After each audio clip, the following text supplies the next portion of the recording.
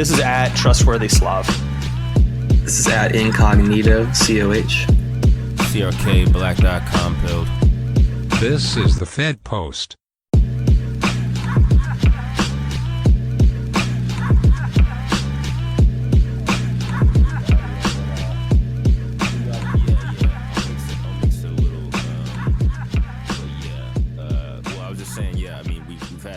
People on Twitter anons, but we haven't really had like an official person running for office on. So you're the first person on here, and I think it's a good first because I've heard you say that you're post-partisan, which sounds good to all of us, all three of us for sure.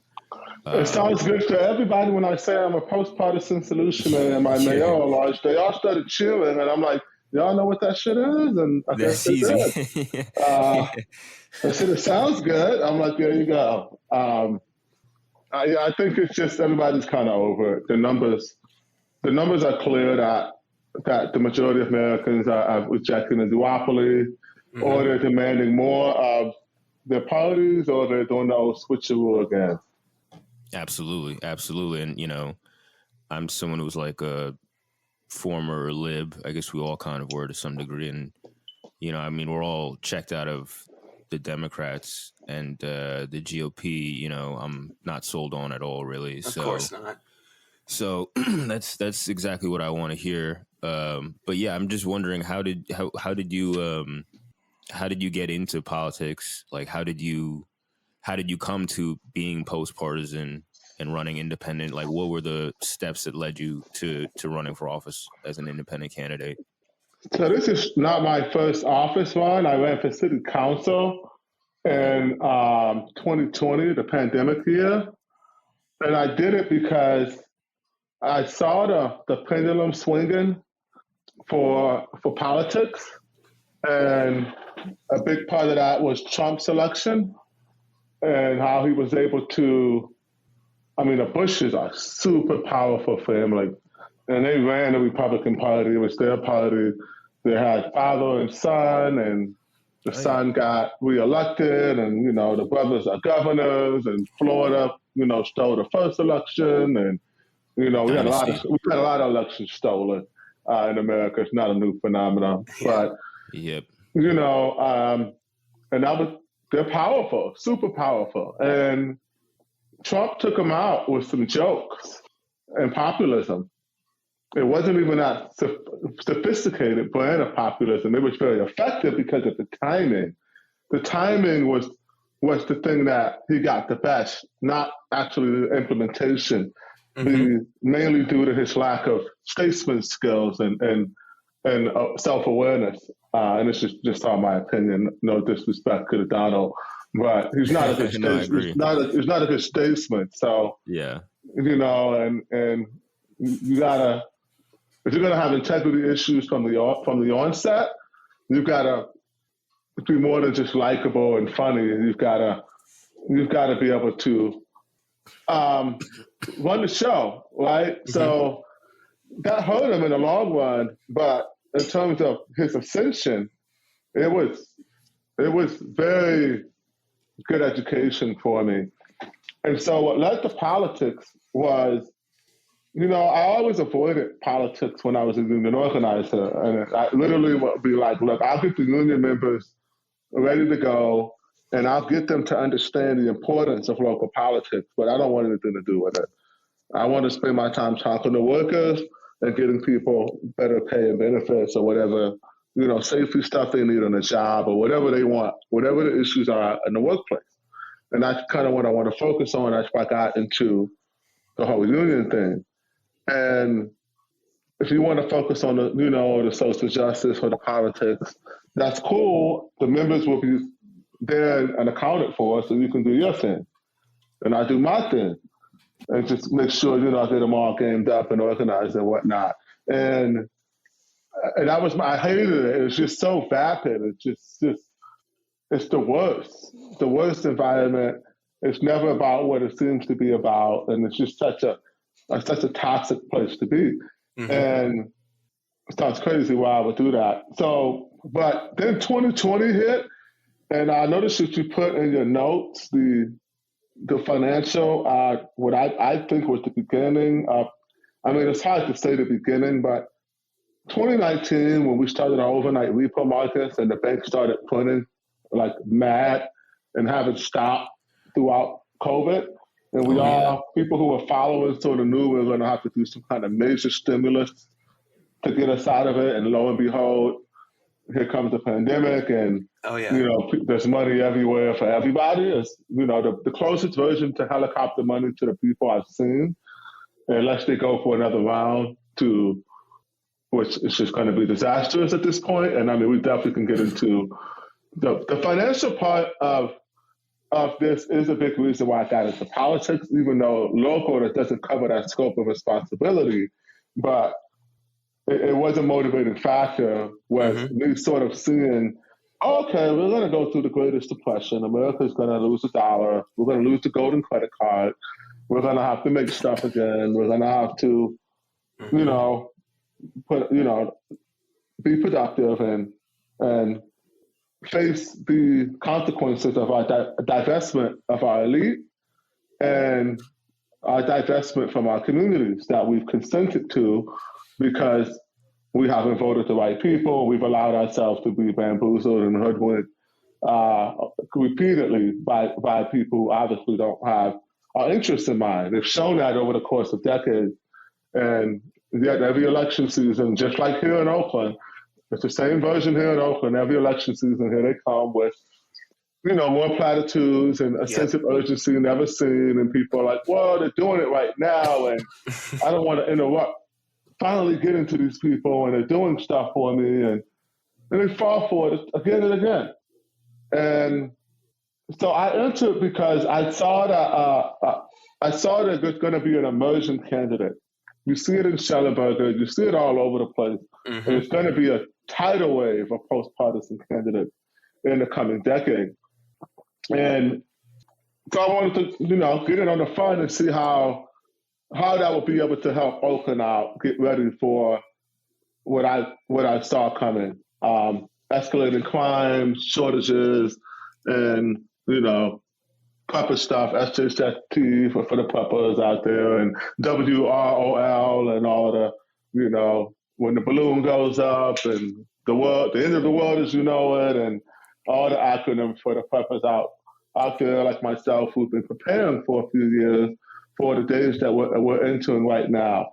And so I wanted to be able to make that message mainstream and palatable for people in Oakland, because if you can do it in Oakland, then you can do it anywhere. This is ground zero.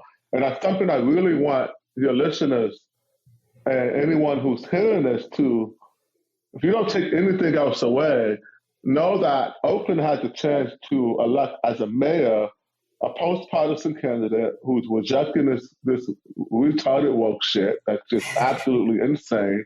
It's anti-worker, it's anti-foundational class, it's absolutely elitist. People are rejecting it roundly in our community. And we can do that if you support. But because we're an independent candidate who's taken on Oakland special interest, on one side you have developers in the business community, on the other you have your nonprofits and the public sector labor unions, then we're going to need to be funded by the people, and we're going to need some support nationwide. So definitely give $1 or $2 to our campaign. I know that people are hurting right now, and this is one of the toughest financial times we can muster. So if you ain't got it, you ain't got it. Don't feel stressed at all. But if you got it, then send that fiat my way. I need that fiat in that bank account to fight this fight. And give whatever you can if you believe that in what you're hearing throughout this message. So I got involved with an urban agriculture platform, a platform of pragmatism. And the experiment was this. I wanted to take out of my language any identifiers of a party and just speak to the issues and see what happened. And last election I fucked up because I let my campaign manager convince me that I had to register as a Democrat, which I wasn't. I never have registered for a party in my life.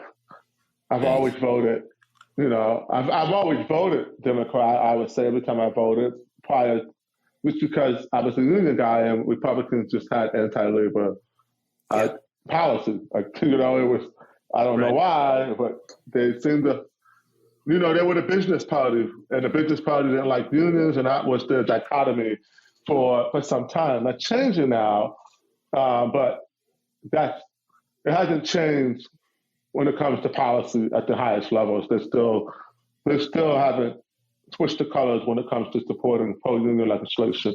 And I think that they would be wise to do so, because if they can scoop Team Blue on that, the proof will now be in the pudding. It won't be just performative. You actually will back pro-labor legislation and make it easier for workers to unionize.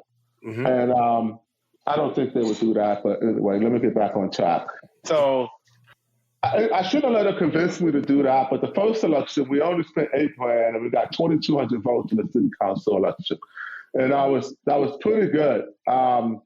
It encouraged me to start a nonprofit, Neighbors Together. We filed a lawsuit against the city for failure to follow this homeless policy.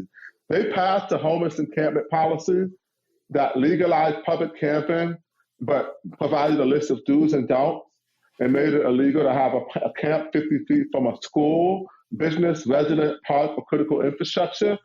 At the height of the election, weeks before we voted, purely performative, and then gaslit us and didn't do it because the activist was on this shit the whole next year. So I got a bunch of money from some developers and formed a nonprofit and sued them, and it hit.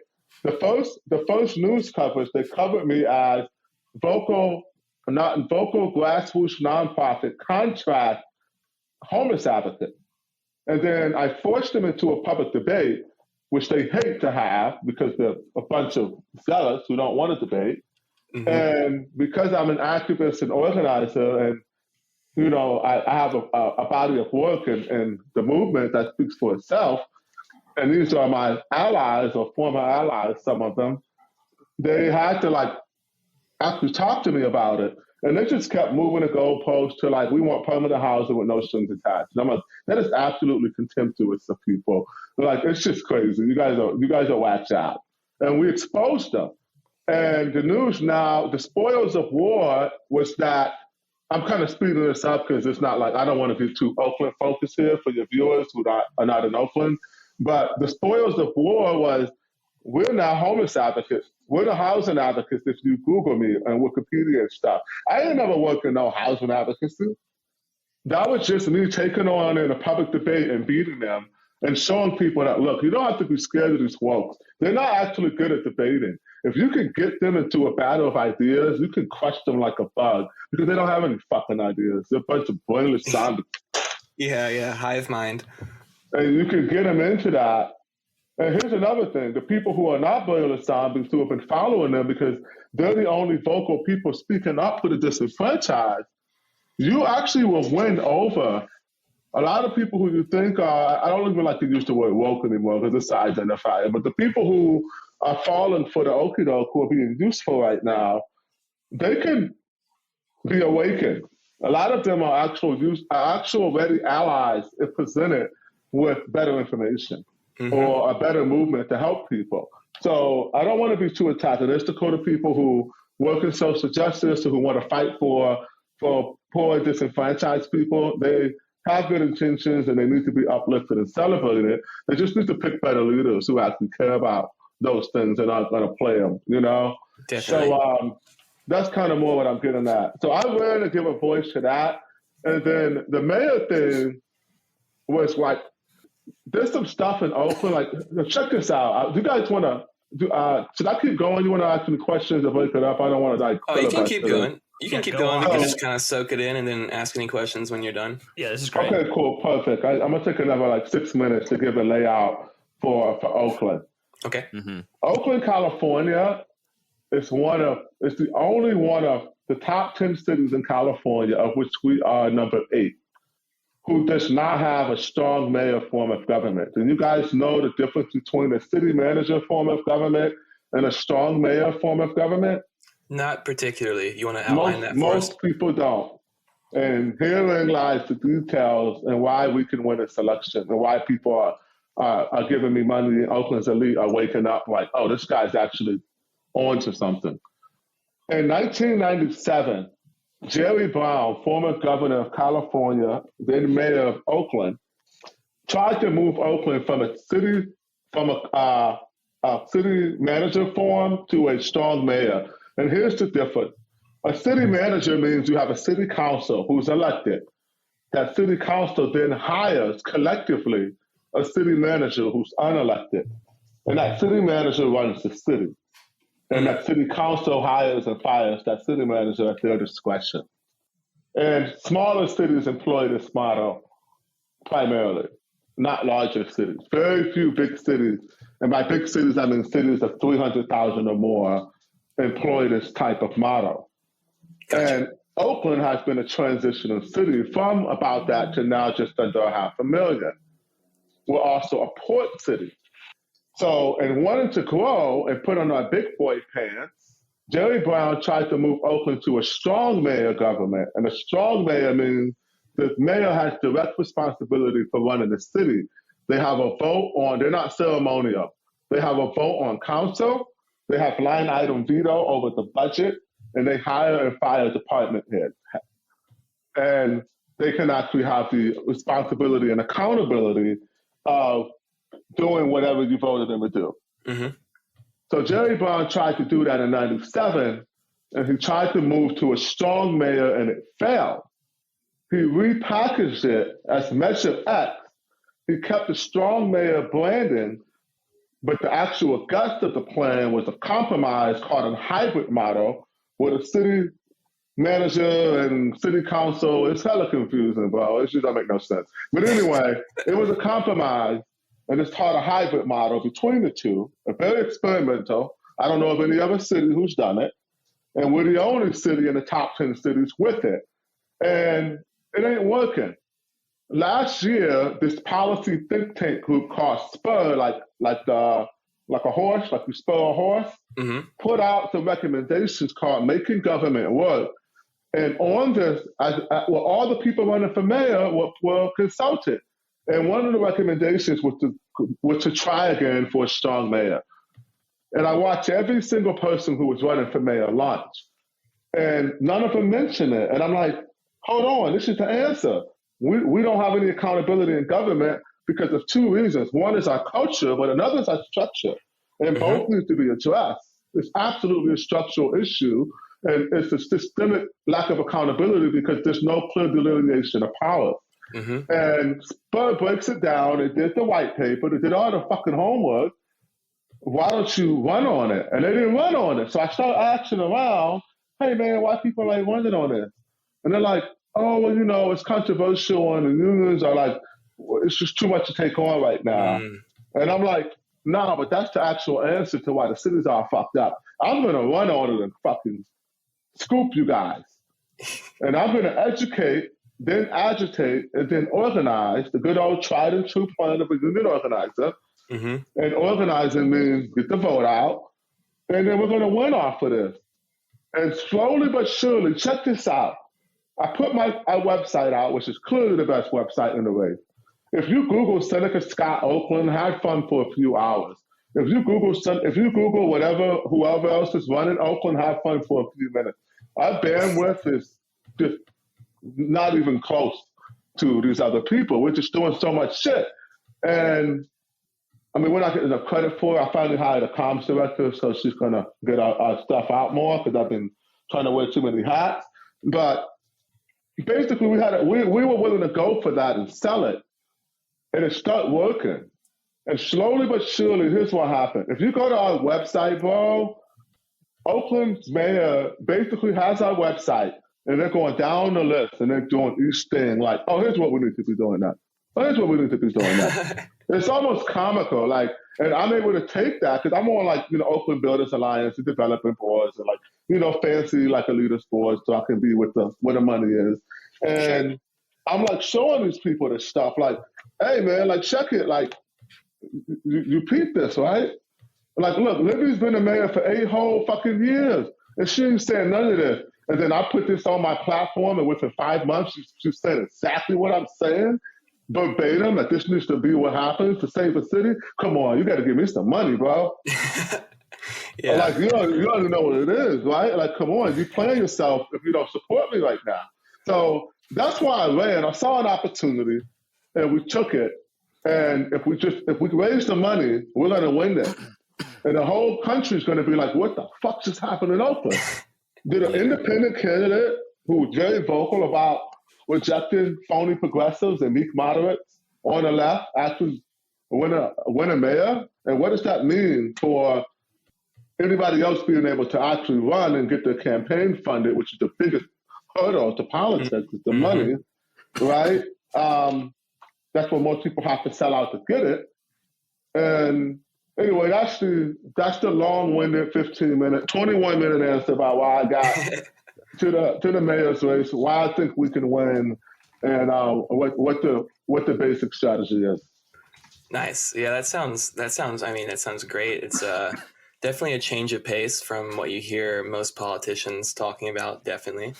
And I think your ideas about creating better structures for accountability, I think that speaks to everyone, because I think that we all know the politician who gets into office running on, X promises, and then as soon as they're in office, those promises disappear, which is really mostly every politician, every mainstream one at least. So it's really great to hear, that kind of, at least speaking to that as being an issue and something to work on. And as far as for Oakland in general, it seems almost like a no-brainer what you're saying, switching back to the more powerful mayor model, because there is that built-in credibility. That delineation is right there. And it's not surprising that it's controversial, because I'm sure that kind of obfuscation, that murkiness where you can't really tell who's in charge of what individual thing and who is and who isn't living up to promises, I'm sure that's very beneficial for, certain individuals. So, being able to come out and speak to that. They love huge. it. Yeah.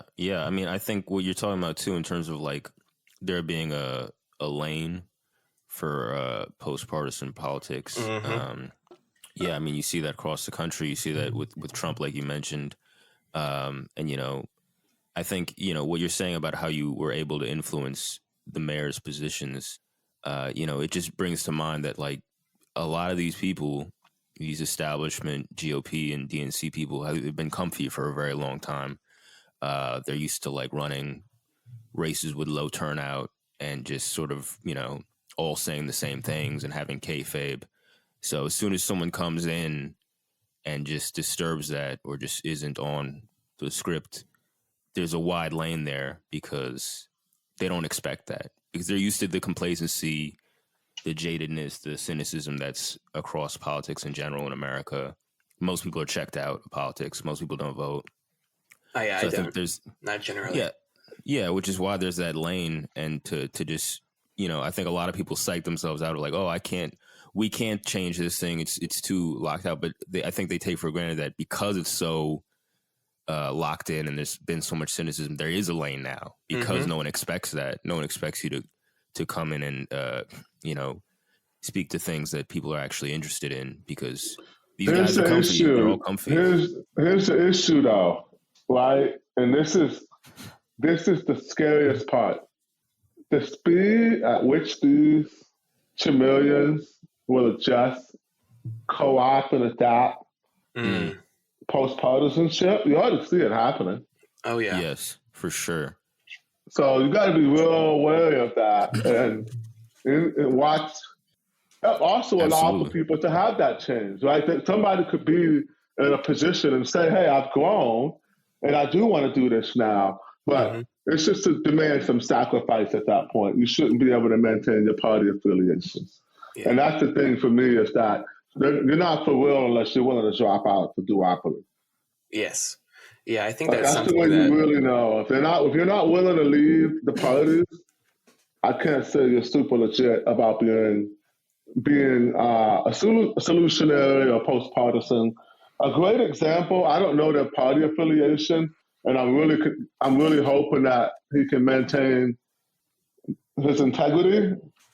I don't know if you know this guy, Chris Smalls, the Amazon guy. I fucking love that guy. Oh yeah. Yeah, he's awesome, right? I like how he was calling out AOC and all of that. But then he let him come, and then, like I understand you got to play the game, and these people got money, but you don't have to do that to get their money. They're going to give it to you anyway, right? So, like, I wish he had some, I'm not going to speak what I don't know, and I hate to assume anything, but my concern, if Chris is listening or somebody who knows him is listening, is that he's got a lot of good instincts, and he's a gifted organizer. He's a savant of an organizer. I'm a union organizer. I've organized tens of thousands of workers, so I know exactly what I'm talking about. This guy is one of the best I've ever seen. Obviously, right? It's fucking obvious. Look what they did. It wasn't him, but look what they did. But that's just part of the game. You got to get a contract, number two, which is the most important. And I know he knows that.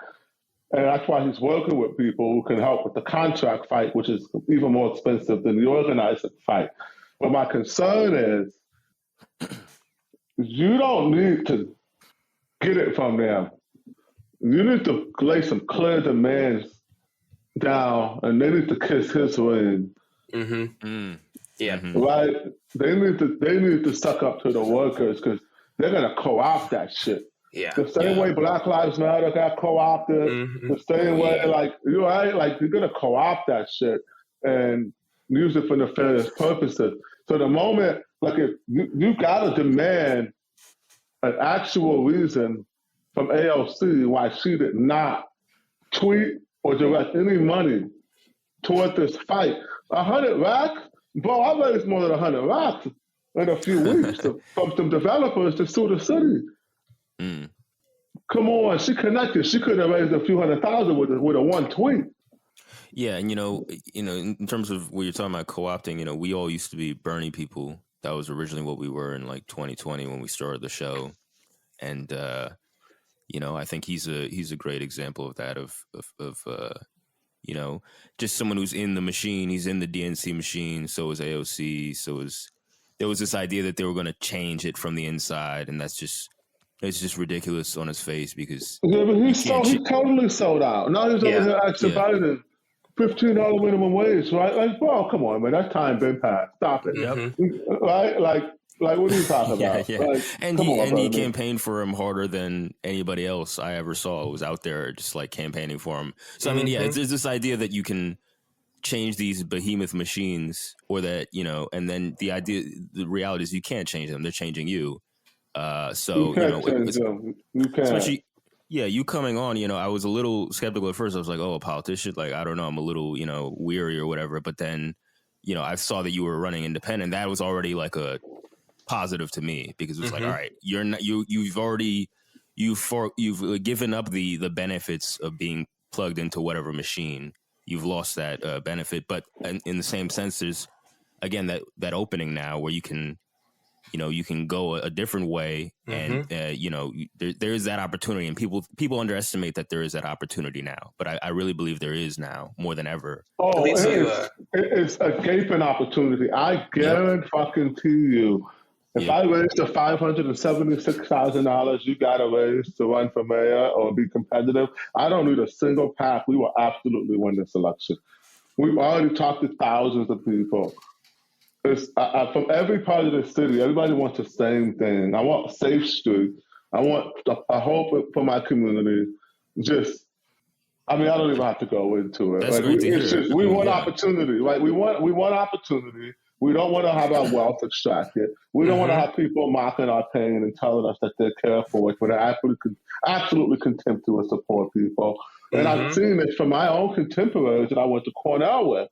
I turned 43 this month. Most of my friends I went to Cornell with are very well off, if not, soon to be wealthy people.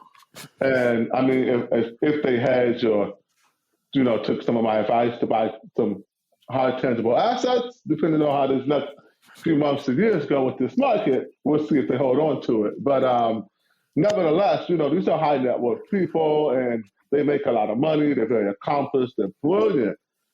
And they're absolutely contemptuous of the poor. It's like, bro, you grew up poor. You forgot? Yep. Like, it's so easy to forget because why would you want to, deal with anything like that? And that's the thing about being elite in America is you privatize everything. And if you privatize everything, then you become detached from the experiences of what the majority of people are going through. And that's what's leading to a very important divide right now. But in that divide is a tremendous opportunity, like you just said. I think people are waking up. People are, but like I said, it's being co-opted already. That's my concern. Yes. It's already being co-opted. Like my talking points are already being co-opted. In my own city, I'm like, oh, you guys, what? Okay. I see what you did there. Yeah, I remember watching Bernie talk about Medicare for All, and then the other Democrats started talking about it, and then the meaning of Medicare for All just morphed over in real time in a couple months. All of a sudden it meant public option. All of a sudden it meant like subsidies. Like it just morphed, and then nobody even knew what it meant, and it was burned. Like, so that's always a concern. But yeah, I mean, it's good to hear that you're having success, and you're definitely any success that you have or anybody else has is contagious, and it gives sort of it makes other people realize that there is the opening if they're currently thinking that it's more bleak than it is. Mm-hmm. So that's always a good thing. In terms of the accountability, what do you feel like would be a mechanism that would assure that? So is the idea that because you would be running in a way where the mayor would have more power, that basically if things go wrong, people can hold you accountable because you're the one who's more in charge? Is that the general philosophy? Yes, you can hold the office responsible, and you also can know that office has the actual ability to affect the change that they're running on. But that's only half of it. The other half is cultural. San Francisco, for example, had probably the strongest mayor in California because London Breed not only is the mayor, she also sits on the county board of supervisors because San Francisco as a city is also a county. That makes sense? Mm-hmm. And look at San Francisco. It's ridiculous. Mm-hmm. So the power in itself isn't an end all, or the accountability in itself isn't the end all. But at least people know that they can hold London Breed accountable, and she should be doing these things, and she has more power to actually implement change. And Oakland doesn't have that. Mm-hmm. Yeah. Even worse is that. I'm sorry. Go ahead. No, you go ahead. I said, even worse is that city council gaslights people, and every time you ask why nothing happens, they say, we have a strong mayor, we vote on it, and the mayor is empowered to implement it. And that's just a lie. Yeah, right. They love to do that, right? They tell you just the exact opposite of the truth, down is up type logic. Yeah, and even on a national scale, you think about, the president and Congress, they sort of get to lift their hands and just be like, oh, you can't blame me for this. It's gridlocked in Congress. They sort of all get to play kayfabe and blame each other, and nothing happens. Or the previous guy. Right. I mean, we're literally watching this happen with Roe v. Wade right now, right? Yeah. Just kind of tossing it back and forth, hot potato.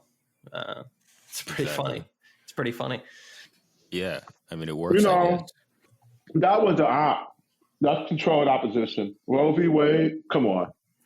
Right now, with all the stuff we're facing, this is what they drop on us. Yeah, absolutely. Well, I mean, it's clearly for midterms, right? Yeah. I mean, it's insane.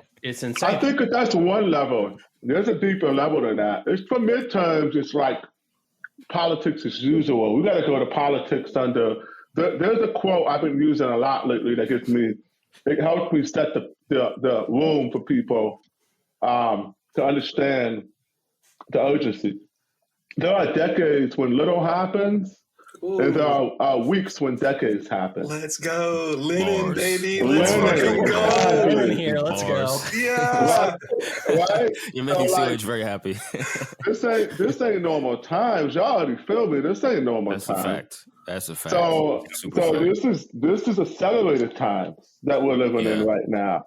And however you want to look at it. If you want to look at it from a religious perspective, from a metaphysical perspective, from a pendulum perspective, from an input-output perspective, however you want to look at it, right? From a policy perspective, it's a time of age of consequences and reckoning, and it's begun.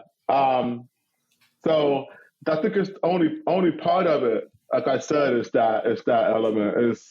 There's another part to it. Well, this is what I've been saying, bro. Is we're going in, like, the two dominant parties are fucking running on.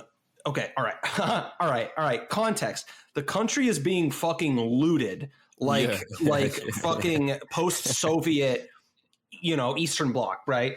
And just absolutely taking it up the ass right now. And the primary parties are running on abortion rights and education reform, and that's it. Those are the primary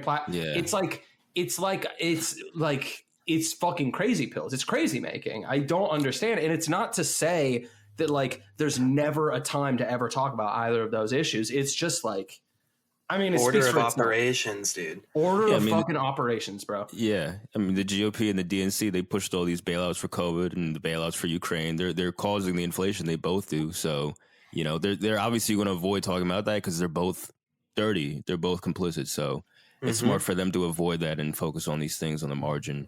But it's just funny too. It's just funny too because it's like, well, yeah. I mean, I don't even want to get down the Ukraine and COVID rabbit hole necessarily. Why not? Go for it. Go for it. well, it was actually funny because before you came on, we were wondering, how safe that was to talk about. But I mean, you kind of seem like an open book. I mean, it's just it's insane, and I can't think of a better indictment of the duopoly, as you put it, right now than just the idea that, like, the GOP is kind of like the designated COVID critical party at a cursory glance, and then when it actually comes to any kind of strategic positioning or going into an election or anything, again, it's not really the platform at all, at least insofar as I'm viewing things right now. It's completely insane. I mean, it's basically just the point I was making a second ago, but yeah, I mean, of course, Ukraine's a little less surprising just because, like, of course, Washington is just completely rotten with war hawks. But I mean, yeah, it's just insane. And I mean, I'm sure that you have a ton to say about, I mean, I can't even imagine how COVID has affected Oakland. But I mean, not that we have to even just limit the scope of the conversation to that, but yeah, I mean, it's bad. We still are all boarded up, and retail has fled. Yep. That's all over. That's all over the country. That's where I'm living at now too.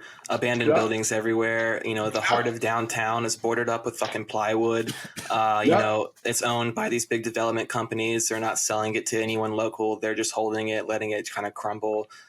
Small businesses were shuttered, and no one really cares. Like, life just kind of moves by it, and now we're talking about abortion, and the city crumbles, and people are left without homes and without jobs. People are falling for it, and it's but they're not falling for it. That's what's encouraging. The media will have you think they're falling for it, but I don't think people are falling for it. I think people are kind of like, I don't know. It looks like this is look a little manufactured. Here's my perspective on the timing. Let's do it. Obviously, it looks like an art, but yes. Hey, yeah. Here's how you call out Democrats. Hey, quick question for Democrats. Republicans have literally had single-issue Supreme Court nominees. They ask them one question. You going to overturn the roll? Yup, all right, yeah. Right?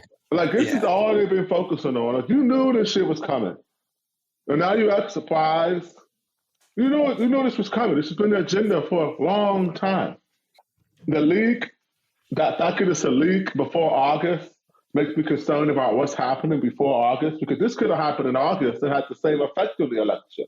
That's what I mean by look a little deeper. Let's peel back. The first obvious layer is, okay, the Dems want something for the midterms. So they leak something that's always there.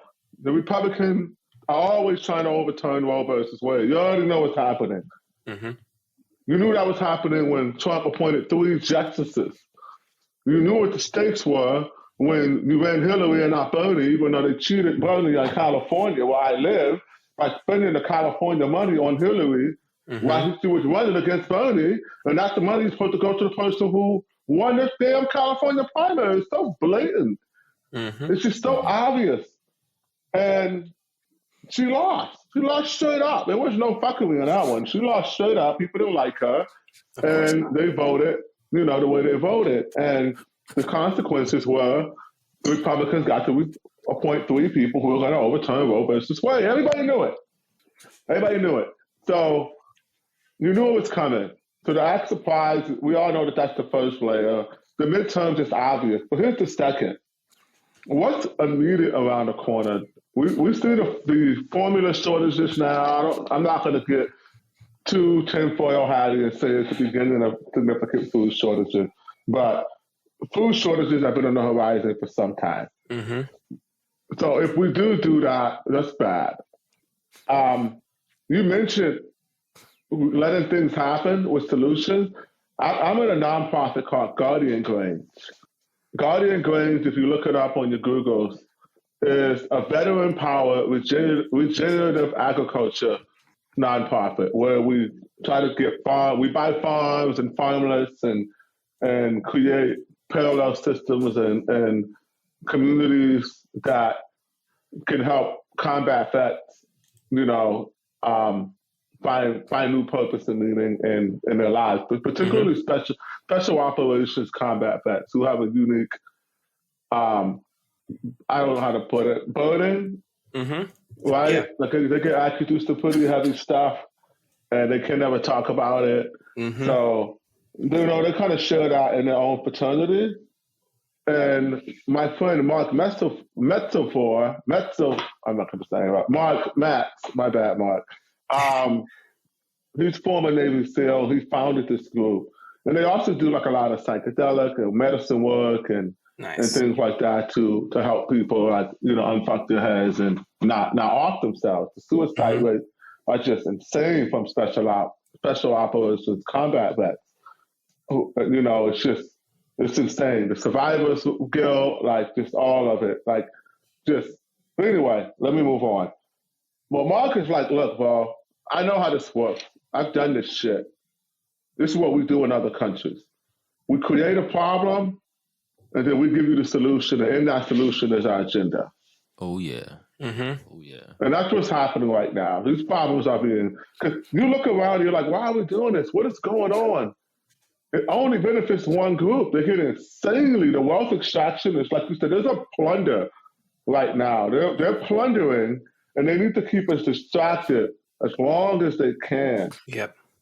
So my concern is, if you could have easily have done this in August, if it truly was coming and you didn't need to leak it, August ain't that far away. So why now? And what are they taking the attention off of? Oh, yeah, absolutely.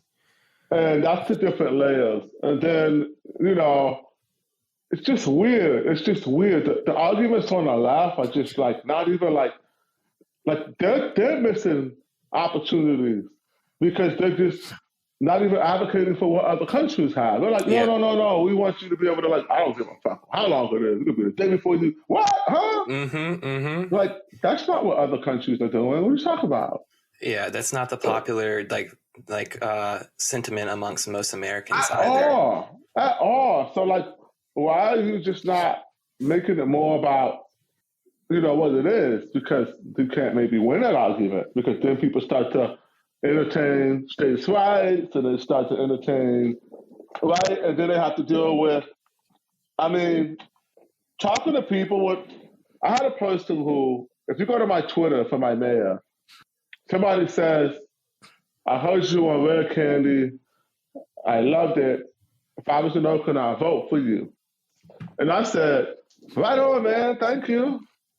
And that's it. I didn't ask the guy as a friend. I may have retweeted it. Who knows? At most, I retweeted it and said, thank you. Some girl chimes in. You're a mayor candidate for mayor. This guy's tweet says, something mean about sluts wanting to get abortion. I don't remember what it said. Do you make a statement on that, or do you defend that statement, or whatever the hell? And I'm like, what the fuck? You're like, I don't know this guy. I don't know this guy. Like, what the fuck? I just said, like, I like you. I said, thank you. Like, it's fucking Twitter. But here's what I said. I said, body sovereignty is paramount. My body, my choice is 4 simple words for a reason. Now, that could be applied to a lot of things right now, right? Mm-hmm. Here we go. Like vaccines. And when I say the left and right like to see themselves as 1 and 12 on a ruler, when they're really 1 and 12 on a clock, this is one of the best examples. Both of them are saying my body, my choice, and then being hypocritical at the same time. And I don't care about popular opinion aside, and this is maybe the libertarian in me. Look, as a person of faith, I will absolutely judge you for that. Not for getting an abortion, but for like late term shit, I'm gonna be like, yo, that's kind of grimy, fam. Like, you don't have to do that, you know? Like, that's a little fucked up, but all right. That shit fucked up, bro. But I mean, like, the law, I'm not with the law. You know what I mean? Like, it's just your fucking body. Nobody gets to tell you what to do with your fucking body. That's the rule, right? And I defend that. I mean, I'm gonna judge you and condemn you and make sure you're an evil person, but that's nothing to do with the law. And we seem to keep forgetting that. And both sides have violated that and don't even see their own humor. And it's like, it's almost comical at this point, which is why most people are like, oh, I'm over red and blue. I mean, there's a funny trend now of people even just acknowledging the hypocrisy and just saying, yeah, well, friend-enemy distinction, I don't care. I don't need any principles, because that's sort of their way of just realizing that it's been pointed out so many times that they don't really have an argument. So that's what they say. But yeah, I generally just view a lot of this culture war stuff as distraction from the economic changes that are going on, the looting that SLAV just mentioned. And, it's like you said, decades happening in years. Technology was already exponentially advancing things, but COVID just in the last 2 years accelerated a bunch of horrible trends that were already going on economically and socially. And, it's like, why are we talking about abortion? I don't give a fuck about this shit. I don't give a fuck about abortion and gender queer shit. I don't give a fuck about any of this shit. Everywhere I go, everything costs more. That's what I give a fuck about. And maybe it's selfish, but I think you cut out there. This is what I see in front of me. I don't want to be talking about the shit that we talked about from the 70s. I don't care about that shit. I really don't. I care about what's going on right now that is very visible and tangible in the last 2 years that affects everybody I know. So, that's how I view a lot of that, like, distraction shit or whatever. But yeah, I mean, I think, we can get more into COVID and more into, your ideas about collapse, because I know you mentioned, I know you called yourself a prepper, and how, urban agriculture relates into all that.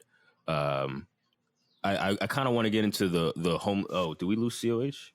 Oh, there's COH. Okay. Oh, he's good. I wanted to get into the homelessness stuff because I know that's a big issue in Oakland. But basically, could what do you feel about what the best way to address the issue is? I mean, I'm in New York, so that's a big problem here as well.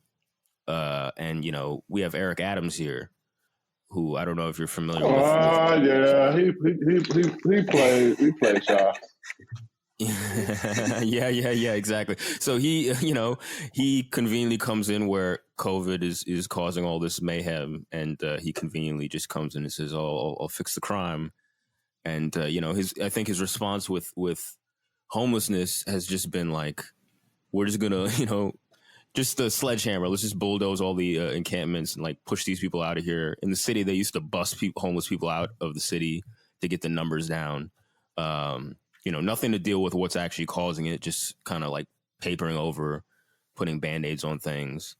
But he's blaming drill rap for crime. He's doing whatever he can to get out from under actually doing anything serious. But what do you I think there's a range of ways people view the problem and what's causing it and what to do about it. But in general, what's your like overview of the whole situation? Well, in Oakland, I guess, specifically. We have to be, so here's the thing. I can talk about this all day, but here's the best example that I start with. We have Oakland has a culture of permissiveness. We have a vaunted culture of permissiveness, if you will. And it's one of the reasons why I like living here. Like I have like 6 goats, not whatever they're supposed to have. I have 50 chickens, not 12 or whatever they're supposed to have.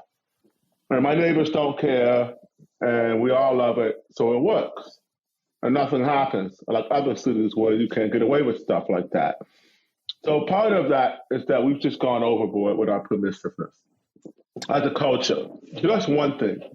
Another is we created conditions where you have open air drug markets that we've attracted, thousands of people from all over the country to come here because it's the free for all. So that's another dynamic. So first you have to stop that. You can't create conditions where it's a free for all. Let me write some notes down so I can approach this really organized. So here's the first step. Let's say you can stop the bleeding. By that, I mean you stop any other homeless people from coming because they know this ain't the place to be. You're not gonna like have people just waiting on your head and foot like a homeless butler. Mm-hmm. Right? It's gonna be tougher to be here. You're gonna be asked to get clean. You're gonna be asked to get services. You're gonna be asked to accept housing that comes with course correction. So let's say we do that part because that's a big part. And that takes what's called both public and political will. And the public will is the price tag associated with wraparound services needed for the unhoused. Because 70, 80% usually are mentally ill and on drugs.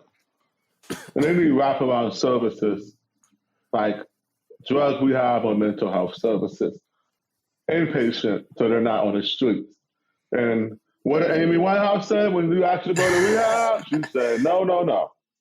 So nobody does that shit willingly. So you're going to have to make people do it. And people aren't comfortable with that here, and they're not comfortable with the price tag. Because imagine you ain't paid your landlord for rent in 3 years, and you're one of the people who are not jerking them off. Like you actually did, have financial constraints from COVID and the shutdowns and all the shit, right? And you're on the verge of being homeless yourself. You can't keep up with inflation. You're going to sleep at night, anxious about your finances. I mean, this is 60% of America. And you live somewhere that a politician wants to allot $200,000 per year to homeless people, per homeless person, or even more. Your first thing is, what the fuck? Hell no. Fuck them. Right. They made their bed, now sleep in it. Right. But that's not the answer. And the actual cost they're doing to taxpayers is more. So if you told them that, they may be willing to say, okay, hey, we need to support you too. Here's some things we're doing to support you, but you also need to let's not have a race to the bottom. You can maybe sell that to people if they see solutions for their own problems within those policies. Mm-hmm. Right, exactly. And that's the public will challenge. So here's another analogy I make is triage, which the part people ain't comfortable with, but we're gonna start getting comfortable with triage real soon with what I think is coming to America. Now let's say that we're in Haiti. I'm gonna give you an analogy, a story I tell a lot that I've worked on a lot, so hopefully it goes over well. It usually works in Oakland pretty well. So you're in Haiti. I'm sipping my beer. You're in Haiti after the earthquake, and you're a first responder. Any of you here familiar with first responder, the work you have to do if you're in a crisis, a medical crisis, or triage? No, not firsthand, no. So basically what you do is you go to each person and you decide whether you're going to give them enough drugs to put them asleep and kill them and euthanize them, or you're going to save them. So either you make them comfortable to die, or you save them. And you come out to the earthquake, and it's all these people screaming for mommy, and you hear faint screams of help, and people can't scream anymore because they're dehydrated from screaming, and it's stage 3, so you hear them beating on whatever. You're using stethoscopes to find people tapping stuff. the whole get out. It's intense. And when you pull the bricks off of them, you're going down a line all day long, like live, die, live, die, live, die, live, die. At the end of the day, you got to deal with an enormous amount of pressure and guilt. And it's hard to get up the next morning and do it again. Matter of fact, you lose a lot of people very first day. And there's actual psychiatrists out there with you who you can talk to, who are grief specialists, to tell you, hey, you didn't decide that. They would have died without you. So on and so forth. And you get them back out there to do the job, because if you didn't get back out there, more people are going to die. We have work to do. We need you here, helping people who are dying. That's triage. That's how it works. What they don't do is sit around and say, what's the root causes of Haiti's infrastructure due to systemic racism? And until we can figure this out, like, we're just going to let everyone just sit in a rubble, because this is a very important issue to find the root causes. And, I'm using that voice because that's how these fucking people talk. No, you should start saving people. What are you doing? And when you say things like, hey, business owners are desperate because they're losing their businesses and small businesses because of crime, and they've been here their whole life and they've never dealt with these issues. And some idiot woke reporter says, well, actually studies show crime's going down. And you want to smack him in his fucking smug face. And it reminds you of a saying, hey, my roof's leaking. And you're like, no, it's not. I have to hit the study that says it's not. Like, are you serious? Like, it's only so long you're going to get away with that. And that's so long. So you got to have pragmatic stuff that you can do in the short term, that can address problems and stop the bleeding. That's kind of what you're saying. Yeah, and we need to change our laws. Every single person you talk to in California says, well, this is Reagan's fault for getting rid of the mental health hospitals. Y'all been saying that for a decade. How come you ain't made no new mental health hospitals? You in power, progressive governor, make more. Now all of a sudden during election year, Gavin's got his plan to make more mental health hospitals and commit people for up to a year. And now he's talking on tough about what everybody's been saying has been the solution forever. And now it's like, no, I have this good idea, guys. Look. Like, come on. And, are you serious? Yeah, people. Yeah, I used to be more against, asylums or whatever, but I had, well, you mentioned too, like a large percentage of the homeless people being mentally ill. Like my family member had gone bipolar and just kind of like lived out of a car and just was going insane. And we couldn't like get him help because we came up against this problem where we were like trying to get him help and he refused, obviously, like the Amy Winehouse thing you're talking about. And then, they were, all the doctors and all the law were basically saying like, we can't do anything because he has civil liberties. We can't really force him into anything. Yeah, we have to treat him with compassion while we allow him to die.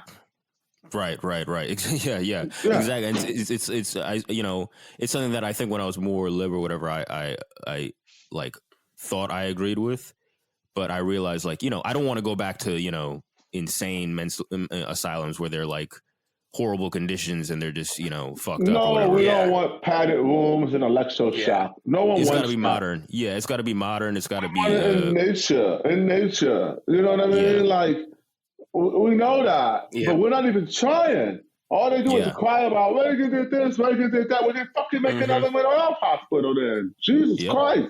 Like, it's just insufferable performative altruism. It's just all they do is just victimhood and all this. It's just, people are over it. So there's another, that's the last layers. You've got to, like, these are open air drug zones. We have over 300 encampments in Oakland. It's triple in the last 3 years. But there's like 8 to 12 that are doing the most harm. So when you say we don't have enough housing for everybody, you have enough housing to offer those people, but they ain't going to take it anyway. Then you close the encampment and you enforce the law. They don't want to do that because of the optics and the activists and all of this, this woke nonsense. But now they're rejecting it because politically it's backfiring. And that's what I meant by the chameleons. You got to be careful for, the shapeshifters and who are going to just all of a sudden, oh no, I'm not working anymore. I actually want more. We have defunders who are calling for more cops. Like, you just said no more cops. Like, you want more cops? Bro, like, come on, man, you fucking clown. Are you serious? Like, at least be honest. Be honest. Look, if sticking to guns, here's a big issue I have with activists right now in Oakland.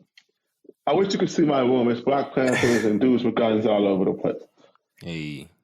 They love to be like, we're just like the Black Panthers and blah, blah, blah. Even though they don't have no guns and they don't like them. Bless you. Excuse me. But Frederick Douglass says, and I quote, "Power conceives nothing without a demand, never has, never will." And I say demands come with consequences. So as a union organizer, negotiator, the first question I ask is, what do you want? We want this. Okay, you want me to make a demand or you want me to ask for it? What you mean ask? We want you to make a demand. You want you to be tough. You're the negotiator. You got to go to the table and get up what we want from you. We pay you a lot of money. I said, okay, are y'all ready to strike? And if they say yes, I say, okay, let's take a strike vote. If they get that strike vote, I go make demands. I bang on the table. I tell boss man, fuck off. Yeah. But if they ain't ready to strike, I don't know about that. My job is to get you what you want. Let me tell you, you can't make no demands on your behalf because you can't levy any consequences. So we've got to ask. And when you ask, you engage in interest-based bargaining. And what interest-based bargaining means is you get the person you're negotiating with to agree to a general direction. Let's call it, we're going to sail to this destination, this island. You may have some storms, you may have to redirect course, but everybody knows what island you're going to. And as long as they operate in good faith and you keep them in the boat, then you're making progress toward the island and you can sell that to your constituents while you organize to make demand. An effective leader knows the difference, who actually wants to get something done.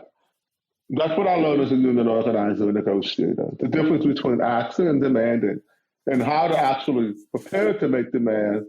You can do both, right? It's not mutually exclusive, but you need to know the order of operations, to your point of how you're going to do that. Activists love to make all these demands and talk all crazy, but they have no fight. There's no ability to levy any consequences because they don't even have the consent of the people they claim to speak for their so-called movements. And then it creates a culture where it's just activists, leverage. Saying these demands, or politicians, levying these demands, both absolutely no consequences. And so it becomes, a situation where, the people in the elites or people who you are trying to, win these individual, battles against, they start learning, there's not going to be actually any consequences with this quote unquote demand here. So, when you don't actually delineate what's the demand and what's asking, you're creating a culture where your demands are just going to be falling on deaf ears because it's like boy who cried wolf. Vote blue no matter who. Yeah. There has to be some leverage. There has to be leverage, and if you don't have any leverage, then you're just talking.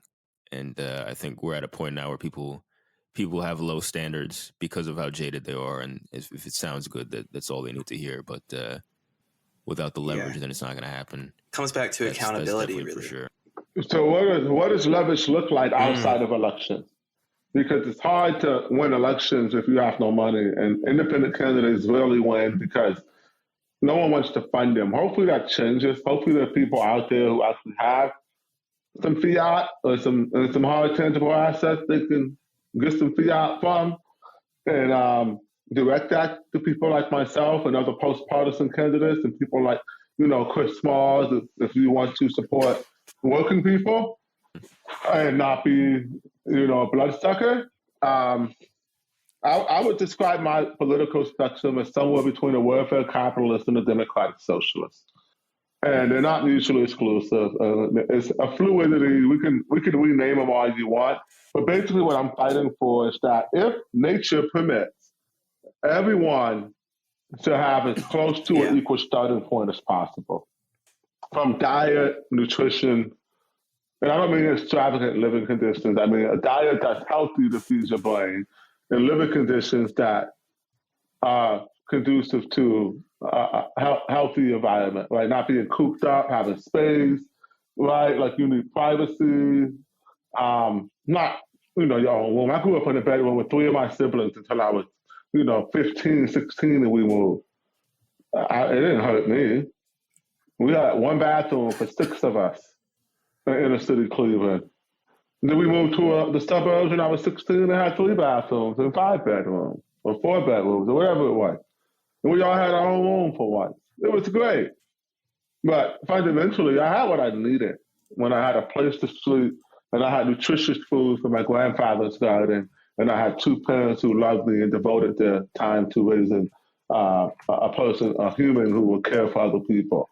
And that's what matters. Everyone deserves that. And that's what I fight for. And this political spectrum depends on what nature gives you or the constraints of life, right? It's fluid. Sometimes you need rugged individualism and sometimes you need, more collectivism and varying degrees of both. And I think anyone who's fixed in that position ideologically is has some soul searching to do and definitely shouldn't be trusted in a leadership position during a time of weeks and decades.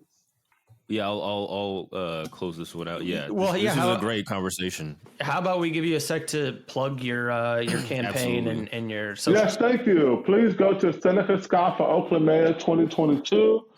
You can also Google Seneca Scott Oakland, and the first thing that comes up is the website. Any and all fiat you got, any money you got to send me, anybody you can forward my website to helps.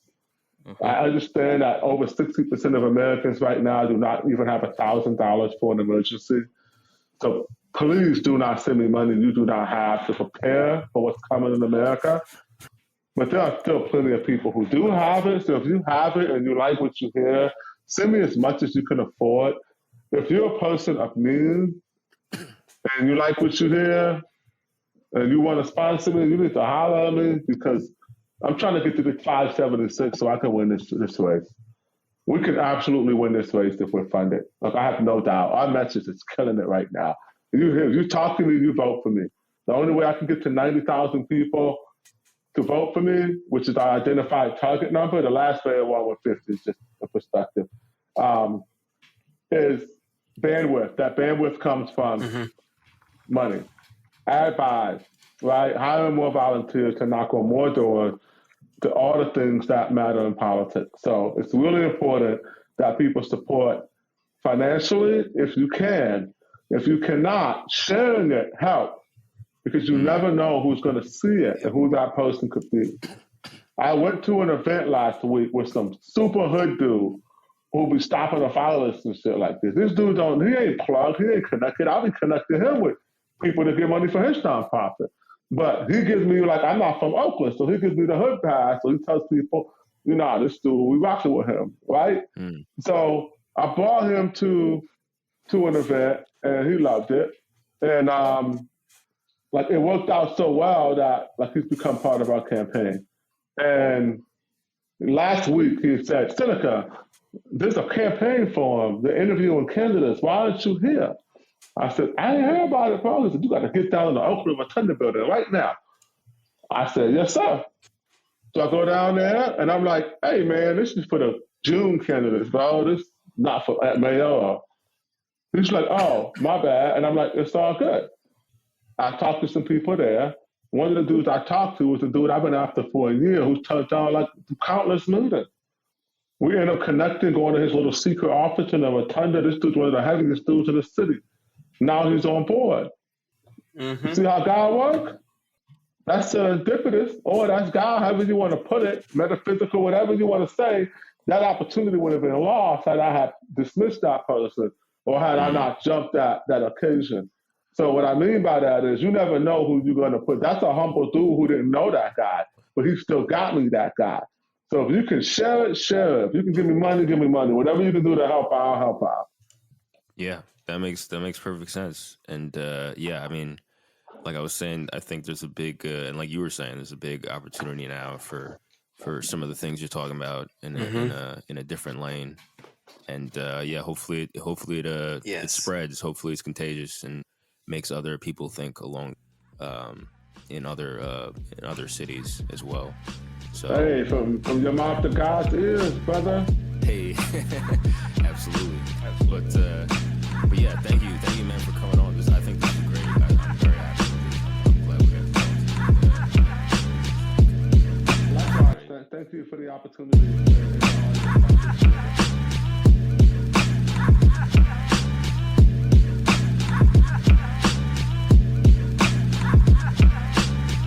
All right, that was part 1 of our episode. If you'd like to listen to part 2, you can find that at patreon.com/fedpost. Thanks for listening.